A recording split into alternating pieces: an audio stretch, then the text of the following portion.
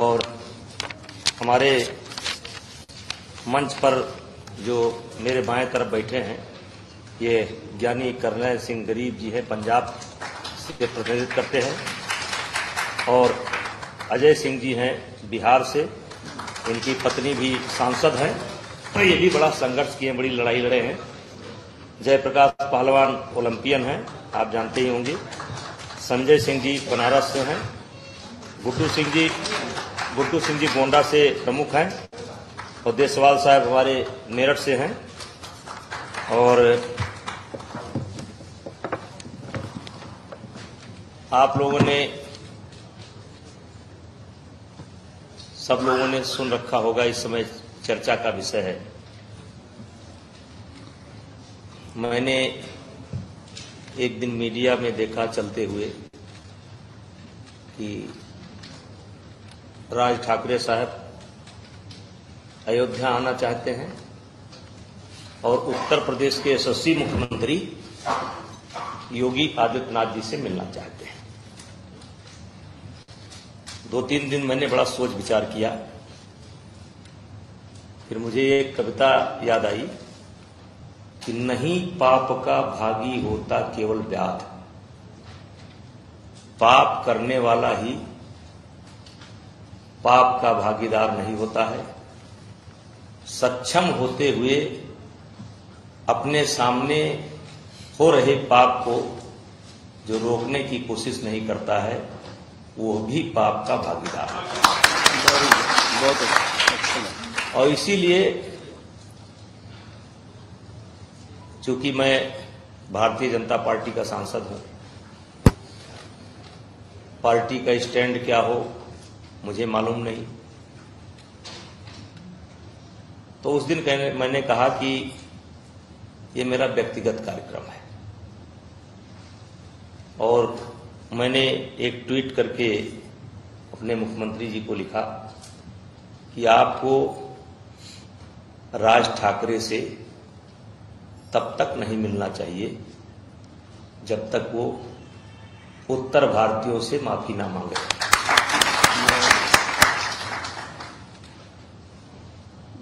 और दूसरा मैंने लिखा, अयोध्या सबकी है, सबको आने का हक है, लेकिन राज ठाकरे बिना माफी मांगे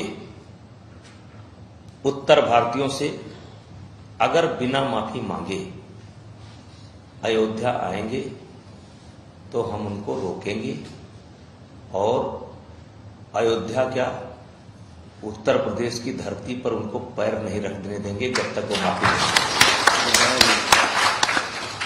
यहीं से बात शुरू होती है। कुछ मनसे के कार्यकर्ताओं का फोन भी आता है, शुरू में बड़ी अच्छी बात करते हैं, फिर बाद में कहते हैं कि 65% अपराध जो अपराधी हैं वो सब बिहार और यूपी वाले हैं। खैर, मुझको जो जवाब देना था दिए, और मैंने यह आह्वान किया कि तर्क वितर्क मैं नहीं करूंगा। एक लाइन की बात है, यह आपकी धार्मिक यात्रा नहीं है, यह आपकी राजनीतिक यात्रा है। 6 महीने पहले तक आप मोदी जी की आलोचना करते थे, 6 महीने पहले तक आप योगी की आलोचना करते थे। अचानक आपका हृदय परिवर्तन हुआ, आप लीडर बनना चाहते हैं। ये आपकी राजनीतिक यात्रा है, धार्मिक यात्रा नहीं है। और अगर लीडर बनना चाहते हैं तो बनिए, देश का लीडर बनिए, क्या दिक्कत है इसमें। लेकिन आपने इनको पीड़ा पहुंचाई है, कम से कम उनसे माफी मांग लीजिए। बहुत लंबा करने की जरूरत नहीं। एक रोज मैंने अयोध्या में साधु संतों की एक बैठक बुलाई, बहुत बड़े पैमाने पर मुस्लिम धर्मगुरुओं को भी बुलाया, अपने आप सब आए, क्योंकि सबसे ज्यादा पीड़ित मेरा इलाका है। सबने मुझे समर्थन दिया। फिर मैंने अयोध्या के साधु संतों की एक मीटिंग बुलाई उनकी राय जानने के लिए कि आपकी राय क्या है, मुझे क्या करना चाहिए। तो अयोध्या का कोई संत ऐसा नहीं था, मणि रामदास छावनी से लेकर के हनुमानगढ़ी से लेकर के कोई संत ऐसा नहीं था जो वहां पर ना रहा हो। और 1 लाख की भीड़ हो गई मात्र 12 घंटे के काल पर। मैं नीचे बैठ गया, मैं मंच पर नहीं बैठा, मैं नीचे बैठ गया और मैंने कहा कि अब आप लोग फैसला लीजिए कि क्या करना चाहिए, उसको आने देना चाहिए कि नहीं आने देना चाहिए। सर्वसम्मति से फैसला लिया कि जब तक वो माफी नहीं मांगता तब तक उसको नहीं आने देना चाहिए। बातचीत के क्रम में बात आगे बढ़ती है, कुछ लोग आते हैं जाते हैं, सवाल जवाब करते हैं। उसी क्रम में मैंने कहा चलो राज ठाकरे साहब उत्तर भारतीयों से माफी नहीं मांग सकते तो संतों से माफी मांग ले। फिर बातचीत आगे बढ़ी, मोदी जी की बात आई तो हमने कहा चलो संतों से माफी नहीं मांग सकते तो मोदी जी से माफी मांग लो। तो माफी मांगने को तैयार नहीं, और फिर कि आएंगे क्या करेंगे। फिर कुछ लोग कहने लगे कि ऐसा नहीं है। तो हमने कहा दिल्ली मुझे आना है और देश के कुछ मीडिया बंधुओं का मुझसे मिलना भी जाते थे, उसके काफी दिन बाद मैं यहां आया हूं। अब क्या नहीं करना है क्या करना है वो तो आगे देखा जाएगा। तो मैं कुछ लोगों को लाया हूं जो 2008 के बाद सीधे सीधे जो प्रभावित हैं और जिसमें ये महेश यादव लम्हा सुल्तानपुर, जरा महेश यादव जी यहां जाइए, आ जाइए, जरा अपना शर्ट उतारिए। ये 13 लोग थे साथ में उस समय जब इनके ऊपर हमला हुआ। 2 लोगों की मृत्यु हो गई, 11 लोग जान बचा करके किसी तरीके से भगे। ये भी कहीं पड़ा हुआ था। एक ठाकुर साहब है सुल्तानपुर के, खड़े हो जाइए। हाँ, इनको खबर मिलती है, ये जाते हैं, दवा पानी कराते हैं। अब ये घाव दिखाओ जरा, ये वो वहां उधर का मीडिया के लोग, ये देखिए तुम उस दिन कई लोग थे, उसको रख लो, इसको रख लो। जब तुम्हारे ऊपर हमला हुआ तो कई लोग थे? हम लोग 13 लोग। तो कई लोग मर गए? इसमें 2 लोग चले गए। 2 लोग मर गए और 11 लोग तुम बचे। हमें भी मार के देते थे। इनको मारकर फेंके। इसको ये घाव दिखाओ अपना, ये देखिए ये कट का निशान। हाँ, ये पहले पीठ वाला नजदीक से देख लीजिए, आप पीठ वाला देख लीजिए। ये लम्हा सुल्तानपुर के रहने वाले हैं। 13 लोग ये थे, हमला किया मनसे के लोगों ने। 2 लोग मौके पर मर गए, इसको मरा जानकर छोड़ गए। होश आने के बाद वो ठाकुर साहब को ये कहीं से कांटेक्ट करता है, फिर ठाकुर साहब ले जाते हैं, इसकी जिंदगी बचाते हैं। और ये देखिए यहां भी गला रेत दिए थे, ये है ये। हाँ, ये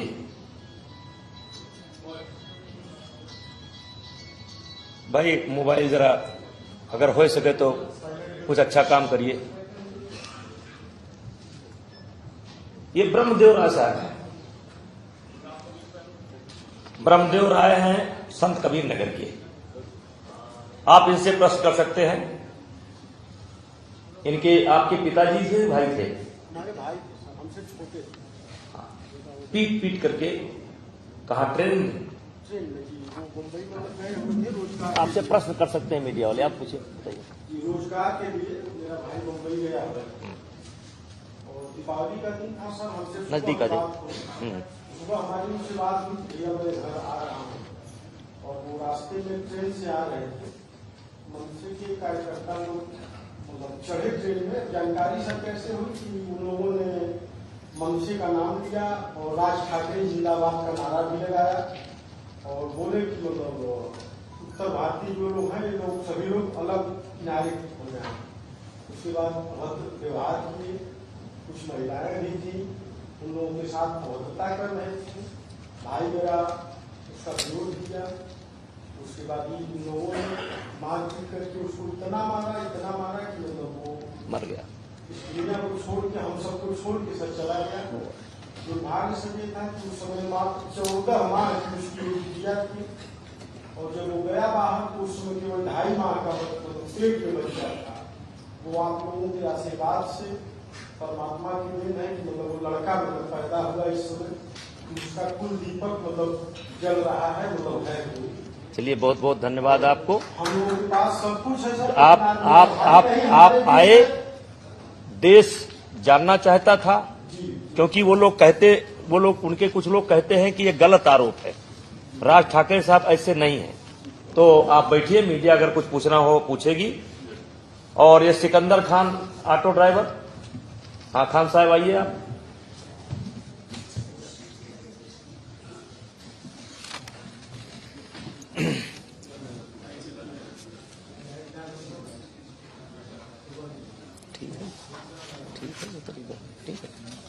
ठीक है तरीका ठीक है।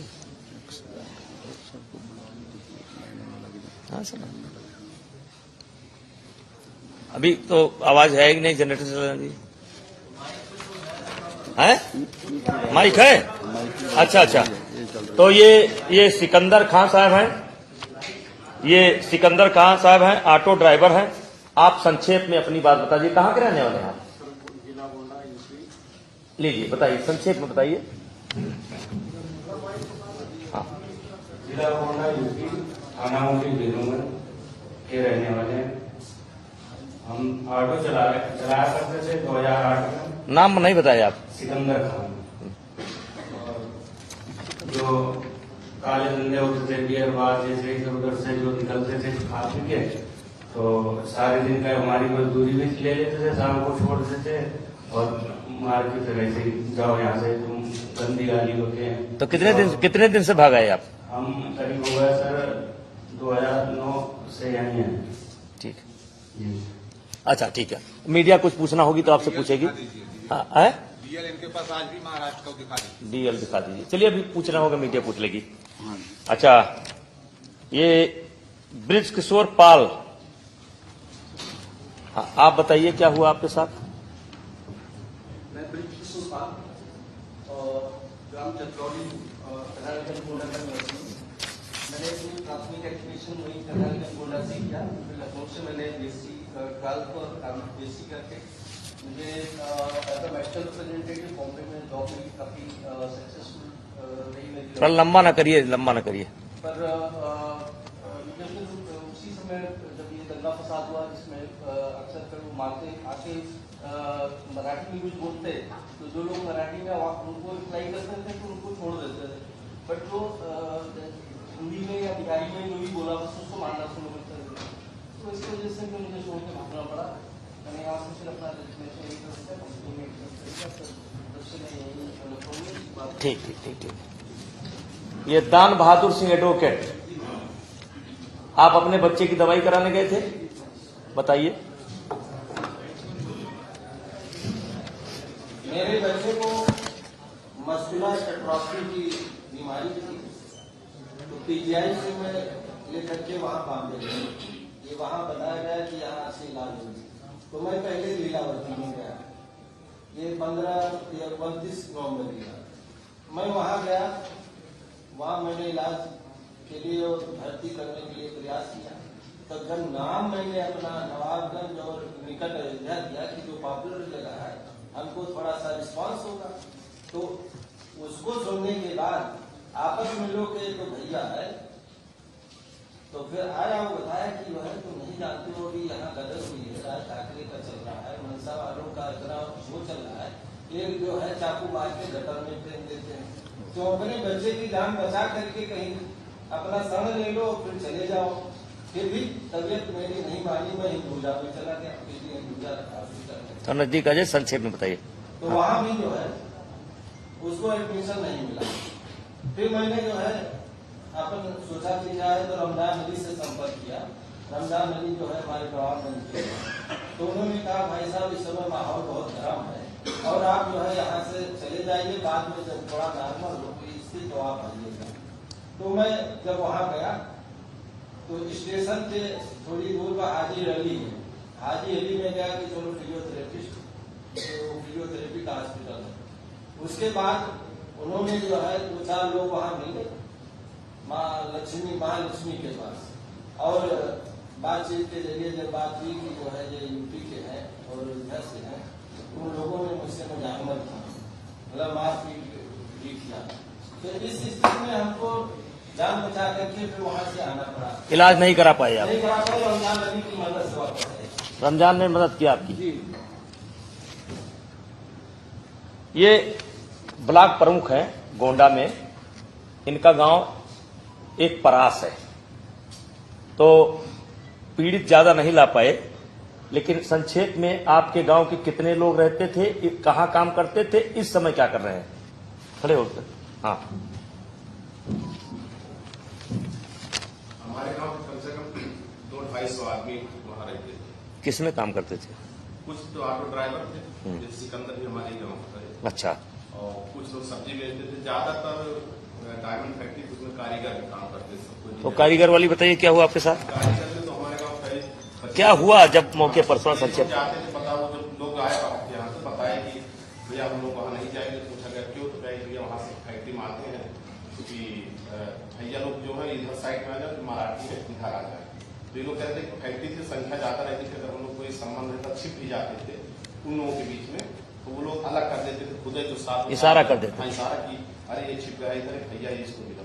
तो लोग मारते पीटते थे। और ये लोग कहते जहाँ हम लोग कमरा वाला लेकर रहते थे, जिससे लोग कभी खाना न बनाते थे, तो रात में आते थे मराठी आप वाला कौन? खाना भी खा लेते थे, मारते थे। करीब 50 लोग कहाँ से छोड़ के भाग रहे हैं। दोबारा जाने तैयार नहीं? नहीं सर, तैयार नहीं। ठीक ठीक। ये संतोष गोस्वामी कौन है? संतोष गोस्वामी? अच्छा अच्छा। ये सब आपके गांव के हैं क्या? है हाँ। अच्छा, ये सब आपके गांव के हैं। और वो जौनपुर वाली घटना, जौनपुर वाली हाँ बता दीजिए, बता दीजिए।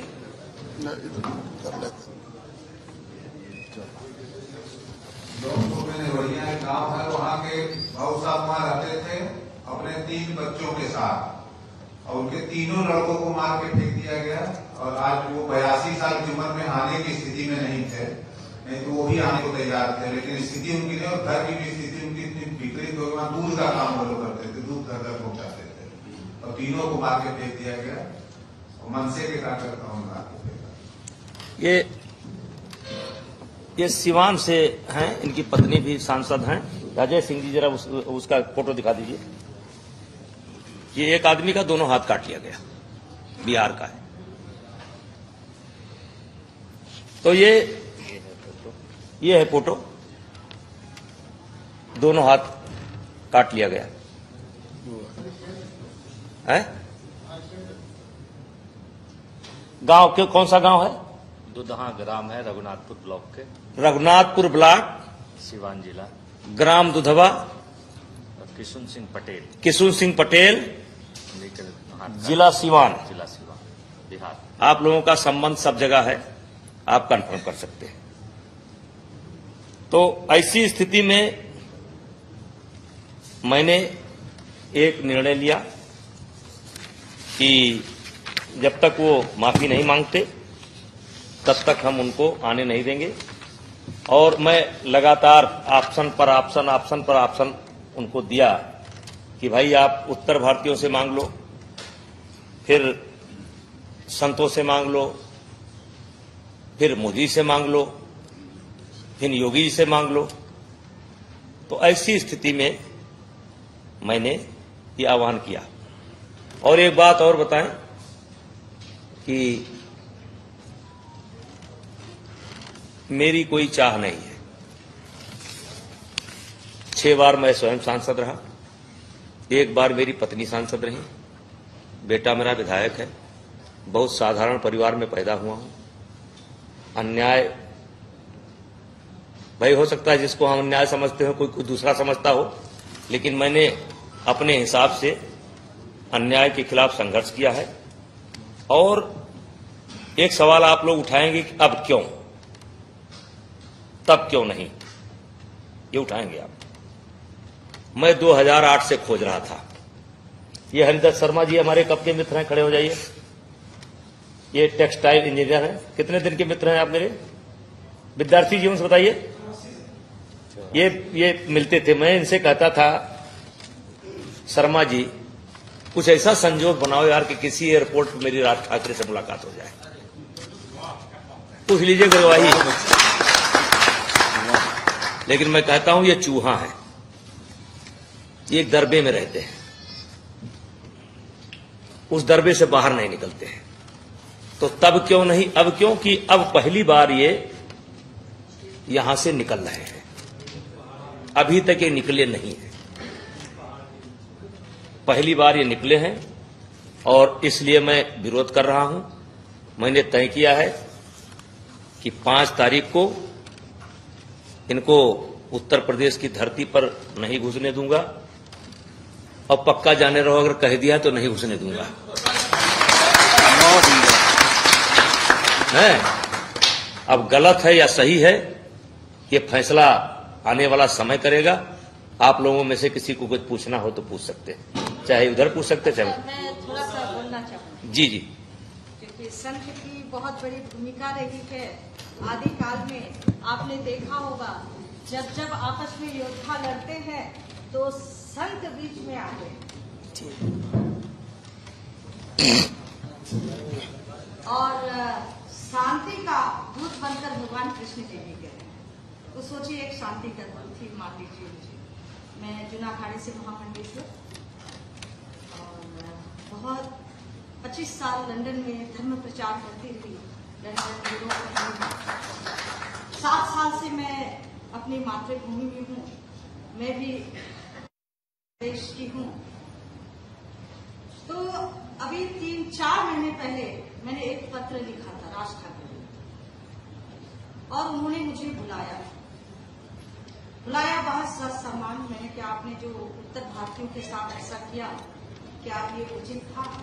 बबलू आ जाते हैं, आप चले जाओ, कुर्सी पीछे की। हाँ आप आ गया। तो उन्होंने कहा माता जी हमसे जो गलती हुई, मैं वीडियो दिखाती थी, पूरी प्रेस कॉन्फ्रेंस में थी, सारी मीडिया थी, और मैंने पूछा उनसे, बोलते देखिए पीछे बहुत लोग बहुत कुछ करते हैं। आप देखिए आज भी बड़े बड़े मंत्रालय में लोग बैठे हैं। थोड़ा संक्षेप में रखिए, उसी विषय पर रखिए। तो अगर उन्होंने एक संत से माफी मांगी है तो मैं भी कहूंगी आप माफ कर दीजिए, और आप वहां स्टेज सजाइए, और मेरा काम रहेगा वो आके आपसे माफी मांगेंगे और वो अपनी गलती स्वीकार करेंगे। माफ करना, आप ठाकुर हैं और ठाकुरों की परंपरा रही है, पूरा देश के लिए बलिदान दिया है ठाकुरों ने। आपका विचार स्वागत, आपका विचार। मैं चाहूंगी कि मेरा भाई मुझे निराश नहीं करेगा। अगर कोई अपनी गलती, अपना मतलब गलती सुधार कर आपके इस समक्ष खड़े हो जाए। आपके भावना से मैं 100% सहमत हूँ। मुझे दीजिए, आपने बहुत अच्छी बात कही, आपकी भावना से मैं 100% सहमत हूँ। और अभी भी एक रह रहे हैं महाराष्ट्र, उनका कुछ नहीं कर पाएंगे, जमाना चला गया, बता दीजिएगा। आपके भावना से मैं सहमत हूं। मैंने कोई चांद तारा नहीं मांगा है, मैंने कोई शर्त ऐसी नहीं रखी है। नहीं सुना जाए, आप बोलिए, मैं आपका सुना। अब मेरा संदेश उनको सुनाइएगा। मैंने कोई चांद तारा नहीं मांगा है और कोई ऐसी बड़ी शर्त नहीं रखी है कि जो बड़ी असंभव सी हो। गेम, पूरा गेम ठाकरे साहब के हाथ में है। सुनिए, राज ठाकरे के हाथ में, पूरा गेम राज ठाकरे के हाथ में है। हमने कहा उत्तर भारतीयों को से एक प्रश्न करना है, एक प्रश्न करना है बुला करके कि जाने अनजाने या जानकर या अनजान में, या जो घटनाएं घटी उसको तो आप नकार नहीं सकते, जो घटनाएं घटी हैं आप नकार नहीं सकते, लेकिन मैं उसके लिए उत्तर भारतीयों से माफी मांगता हूं। एक मिनट, ठीक है। मैंने फिर कहा आप साधु संतों से कह दीजिए कि भाषा के आधार पर, क्षेत्र के आधार पर, जात के आधार पर, मजहब के आधार पर हम आगे किसी से भेद नहीं करेंगे। जो गलती होनी थी अनजाने में हो गई, जो आप कहना चाहो, ठीक। यही बात आप मोदी जी के नाम लेकर के कह दो, यही बात योगी जी के नाम लेकर के कह दो, मेरी यही तो शर्त है। और मैं आपको बताना चाहता हूं, लेकिन 5 तारीख को नहीं आ सकते अयोध्या। अयोध्या पैक है, फुल्ली पैक है, कोई जगह नहीं है, फुल्ली पैक है। क्योंकि 5 का आह्वान है तो 7 हो जाएगा, 6 हो जाएगा, लेकिन 499 नहीं होगा।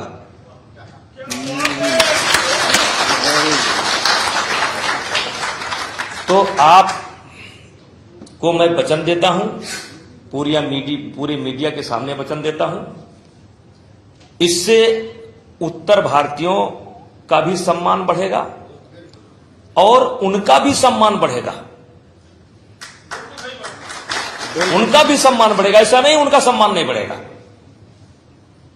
अब मैं पूरा इतिहास नहीं गिनाना चाहता हूं, किसी का इतिहास नहीं गिनाना चाहता हूं, लेकिन क्षमा जो है व्यक्ति का श्रृंगार है। और विशेष करके जो बड़ा हो, अगर वो क्षमा मांगना चाहता है, देखिए जनता मतलब जनार्दन कहा गया, जनता जनार्दन, जनता मतलब परमेश्वर का रूप है, ईश्वर का रूप है। तो आपने बहुत अच्छी बात कही, आपकी भावना की मैं कदर करता हूं, और आप यही प्रश्न उनसे मुंबई में दिला दीजिए, और फिर वो, हमको पूरा विश्वास है, मैं कहता हूं अगर वो दे देंगे। लेकिन भाई देखो बात इतनी बढ़ गई है कि उसमें उत्तर भारतीय शब्द रहना चाहिए, हमारे नेताओं का भी रहना चाहिए। कोई ड्राफ्ट तैयार कर लें, कोई ड्राफ्ट तैयार कर लें। और हम इतना कहते हैं कि जाने अनजाने, कोई जरूरी नहीं है कि इस लड़के के को जब चाकू मारा गया हो तो राज ठाकरे से परमिशन ली गई हो, हम जानते हैं, क्योंकि कोई नहीं देगा परमिशन, कोई नेता परमिशन नहीं देगा कि आप आज जाकर के 2 आदमी की हत्या कर दो। लेकिन बदनाम उनका संगठन हुआ है, और मैं खुद जानता हूं कि खुलेआम वो नहीं कह सकते कि जाओ मार डालो, लेकिन कुछ ना कुछ तो कहा है, और जिसका दुष्परिणाम लोगों ने झेला है। और आपकी भावना का मैं बहुत कदर करता हूं, और पूरे उत्तर भारत के लोगों का मलहम लग जाएगा, और पूरे उत्तर भारत के लिए खुश हो जाएंगे। मैंने बार बार कहा है, महाराष्ट्र की धरती को प्रणाम करता हूं, महाराष्ट्र के लोगों को प्रणाम करता हूं। छत्रपति शिवाजी महाराज को हम सब लोग अपना आदर्श मानते हैं। महाराष्ट्रियों का भी, मतलब बहुत लंबा घंटा 2 घंटा बोल सकते हैं, मेरा किसी से बैर नहीं है। बहन जी सुनिए, पहली लड़ाई ये है, न सत्ता पाने के लिए है, न सत्ता परिवर्तन के लिए है। पहली लड़ाई है सिर्फ अन्याय के लिए और स्वाभिमान के लिए। आपकी भावना का मैं स्वागत करता हूं, इतना मीडिया के सामने वचन देता हूं कि जैसे आज हम मीडिया करके कह रहे हैं, सुनिए, जैसे आज हम मीडिया बुला करके कह रहे हैं, वैसे मीडिया बुला करके वो कर दें। उसके बाद मेरी तरफ से बात समाप्त हो जाएगी, और मुझे लगता है कि इससे उत्तर भारतीय और महाराष्ट्र के बीच में भी प्रेम बढ़ेगा। जात के आधार पर, भाषा के आधार पर एक प्रांत केवल था, जम्मू कश्मीर, धारा 370, जिसको मोदी जी ने समाप्त कर दिया। आज के तारीख में कोई प्रांत नहीं बचा है। लेकिन बहन जी इस बात को मान लीजिए कि चाहे नागालैंड का आदमी हो, चाहे दिल्ली का आदमी हो, कहीं का आदमी भी जाता है तो नंबर 2 का नागरिक बनकर के महाराष्ट्र में रहता है, वो डर डर करके रहता है, हमारा मानना है। तो आपका हम स्वागत करते हैं, जैसे हमने ये प्रेस किया है वैसे प्रेस करवा दीजिए, और 5 तारीख के बाद कोई तिथि तय कर दीजिएगा। हम जानते हैं कि हमारे तरफ से कोई विरोध नहीं होगा, और तब तक उत्तर भारतीयों का भी गुस्सा शांत हो जाएगा, क्योंकि फांसी पर कोई नहीं लटका सकता है। जब आदमी ने माफी मांग लिया, बात खत्म। हम माफी मांगने वाले, हम तो गलती मान लो, और ये वचन दे दो कि भाषा के आधार पर, क्षेत्र के आधार पर, मजहब के आधार पर, जात के आधार पर भेद नहीं करेंगे, जो हमारे देश का संविधान कहता है। और फिर आपकी जय जय और उत्तर भारतीयों की जय जय और राज ठाकरे साहब की जय जय। अब मीडिया वाले कुछ पूछना चाहते हैं।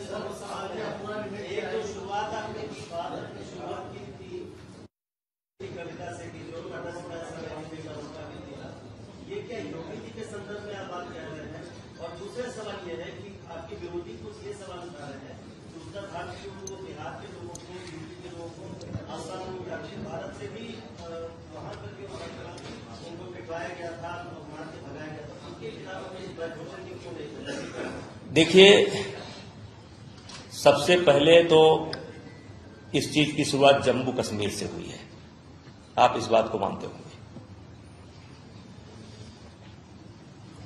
बहुत किस्सा कहानी में जाने की जरूरत नहीं है, लेकिन भारतीय जनता पार्टी की सरकार बनती है, मोदी जी आते हैं और समाधान करते हैं। ऐसी समस्याएं देश के कई प्रांतों में उठ रही हैं, लेकिन मैं दावा के साथ कहता हूं कि जम्मू कश्मीर के बाद सबसे पहले, जैसे देश की कुछ भौगोलिक स्थिति इस प्रकार से है, लंबा ना जाया जाए, कि अलग अलग प्रकार की समस्याएं हैं, लेकिन महाराष्ट्र का और उत्तर प्रदेश का कभी संबंध खराब नहीं था, कभी नहीं था। मराठा मानुस और इसमें कभी भेद नहीं था, कभी भेद नहीं था। आपको पता होगा औरंगजेब ने छत्रपति शिवाजी महाराज को कहां गिरफ्तार किया था? आगरा में। आपको पता होगा छत्रपति शिवाजी महाराज कैसे उत्तर प्रदेश के लोगों के मदद से निकले थे और कैसे हमारे बनारस के साधु संतों ने उनको वहां पहुंचाया था, और संभाजी को नहीं ले जा पाए थे, मथुरा के एक ब्राह्मण परिवार ने उनको छिपा करके रखा था औरंगजेब के राज में। संबंध खराब नहीं था। कुछ प्रांत ऐसे हैं जो मांग करते हैं इष्ट के, कुछ अपने आप को मानते ही नहीं है, लेकिन महाराष्ट्र और उत्तर प्रदेश में कोई भेद नहीं था, एक व्यवस्था के नाते था। इस आदमी ने पहली बार भेद पैदा किया, और तब से मेरे मन की पीड़ा थी, आप विश्वास करें या ना करें। अगर मुझे मिले होते तो मैं पूछता जरूर, अब अगर सही उत्तर ना पाता तो चाहे वो मुझे मारते हैं, जैसे मारते कुछ होता तो एक बात का तो समाधान हो गया। अब दूसरा बात क्या है आपका?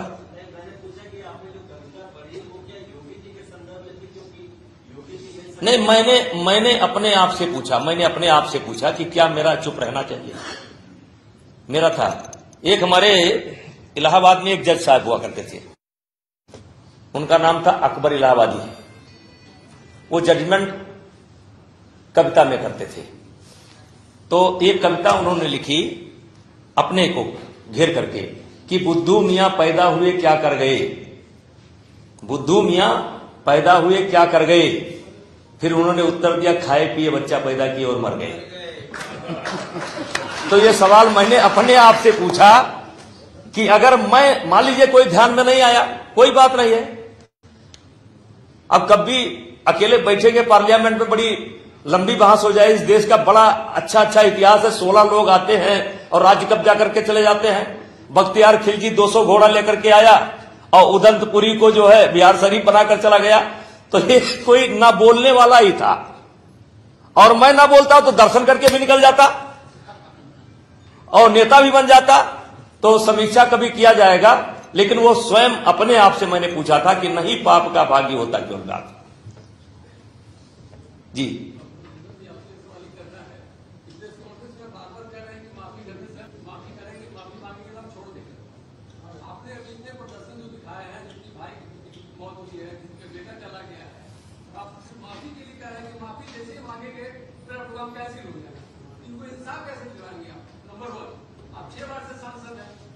बीजेपी की सरकार भारत में है, पिछले 8 वर्षों से है।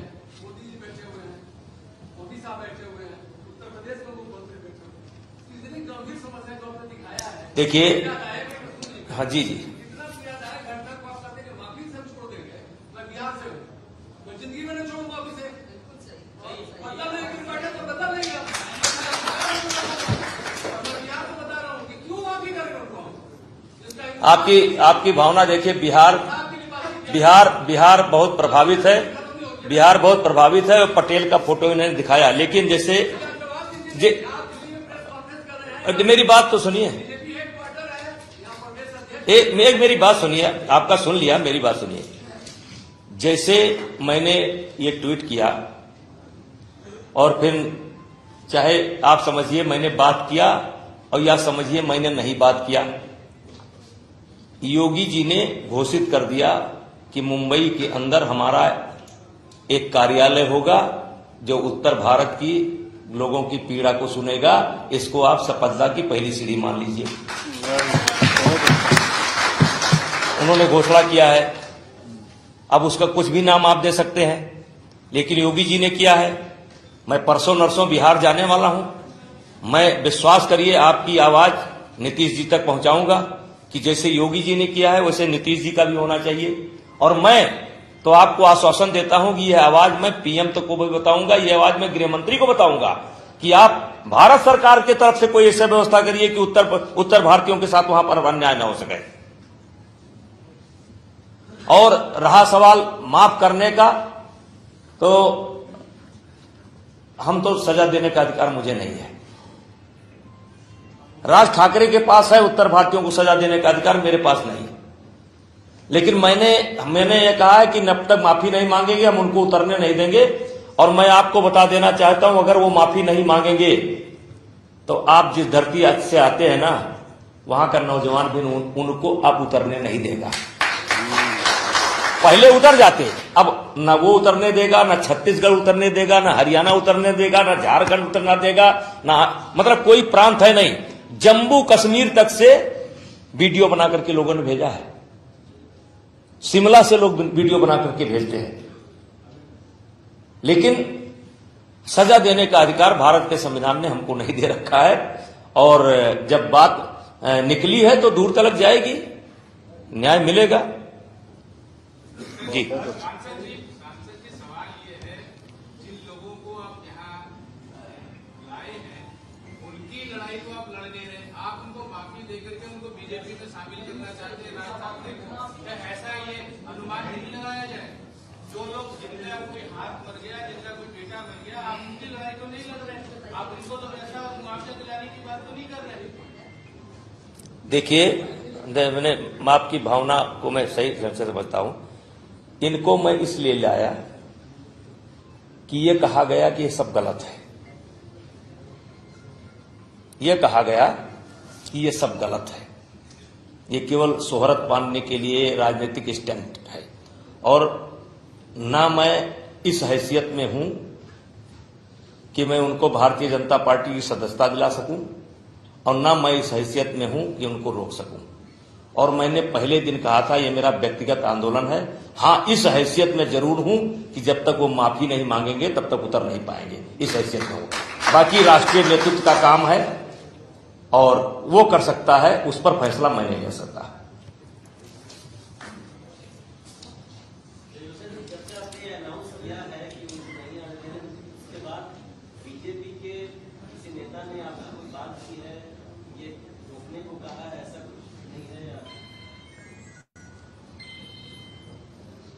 भारतीय जनता पार्टी के किसी भी नेता ने हमको मना नहीं किया है, किसी ने हमको मना नहीं किया है, और ना हमने अब तक किसी नेता से बात किया है। अब जिसके समझ में आएगा मना करेगा, जिसके समझ में आएगा साथ रहेगा। मैंने पहले कह दिया कि मेरा व्यक्तिगत है।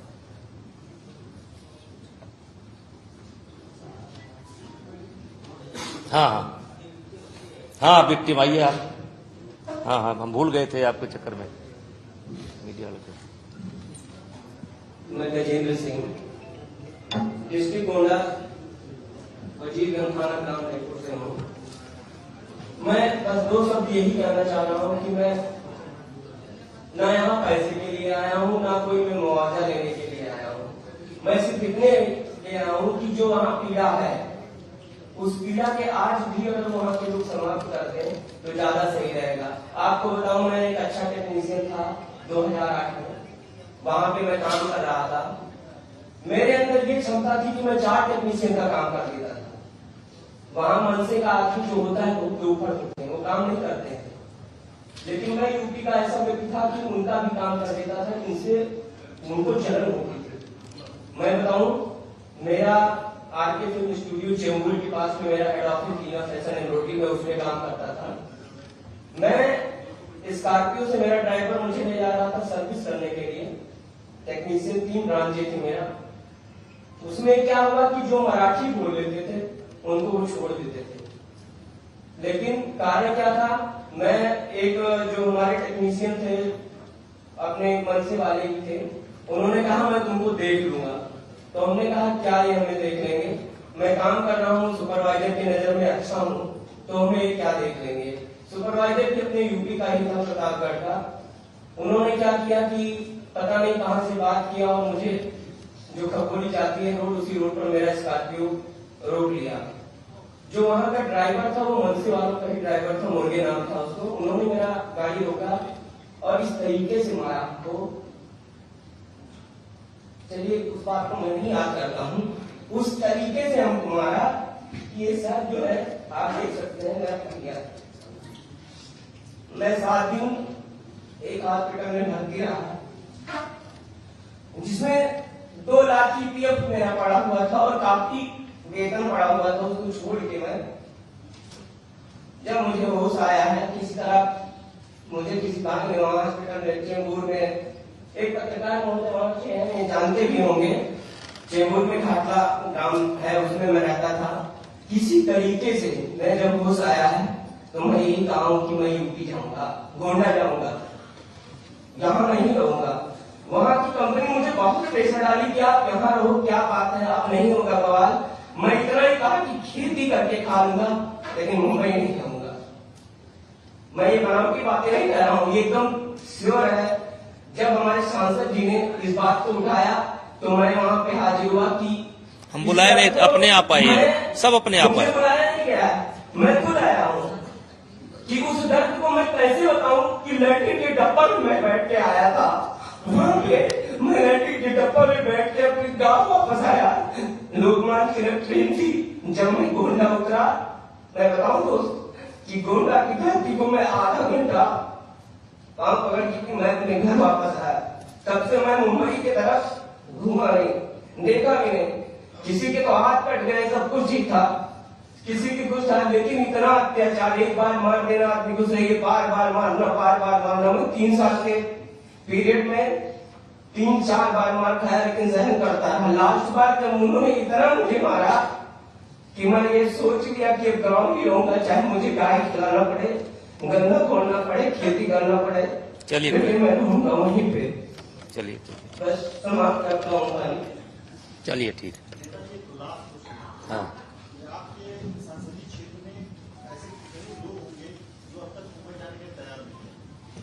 ऐसे पूरे देश का सवाल है। देखो जिसकी एक बार पिटाई हो गई ना, इन्होंने क्या किया कि कमजोर आदमियों को मारा है। पहली बात जानिए, मुंबई में आज भी उत्तर प्रदेश के, बिहार के, छत्तीसगढ़ के, झारखंड के मजबूत लोगों को इनकी हैसियत नहीं थी छूने।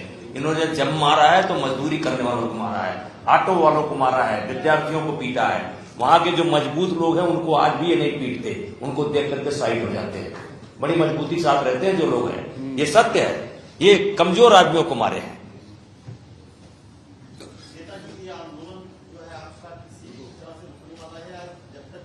देखो भाई, उन्होंने कहा था 5 को दर्शन करूंगा, हमने काम नहीं करने देंगे जब तक माफी नहीं मांगोगे।